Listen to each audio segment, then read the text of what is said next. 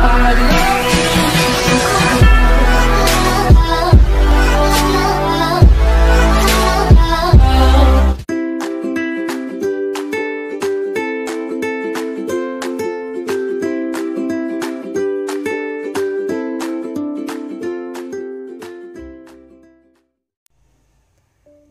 বন্ধু-বান্ধৱীসকল, কবিতাটি শিৰোনাম সভ্য সমাজ।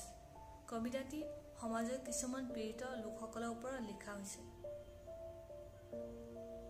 কবিতাটিৰ জৰিয়তে সমাজে কোনো লোকৰ অন্তৰত আঘাত দিব বিচৰা হোৱা নাই আৰু কোনেও গাত পাতি নলয় যেন। যদি কিবা ভুল হয় তেন্তে ক্ষমা কৰি দিব। কবিতাটি এনেধৰণৰ: আজি এই সভ্য সমাজৰ আঁৰত লুকাই আছে একাংশ মুখা পিন্ধা লোক।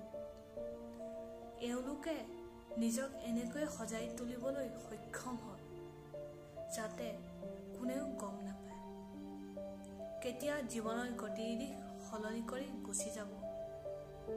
সময়ৰ টিকনিৰ পিছত দৌৰি দৌৰি জীৱন অতিবাহিত হৈ যাব,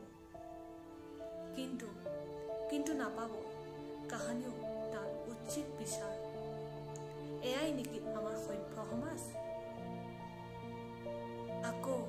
আকৌ এদিন সোঁৱৰাই দিব এই সভ্য সমাজৰ লোকসকলে জীৱনৰ সেই দুৰ্দশাময় সময়ত। সান্তনাৰ নামত দিব কেৱল মিছা সহানুভূতি। সমাজৰ ভয়ত একাংশই বাছি ল'বলগীয়া হয় অবৈধ পথ। এয়াই নেকি আমাৰ সভ্য সমাজ?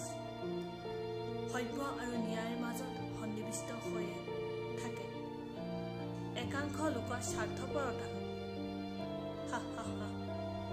হয়তো সেইবাবে আজিও একাংশ লোকে কান্দি কান্দি ন্যায়ৰ বাবে হাবাথুৰি খাই পৰিছে।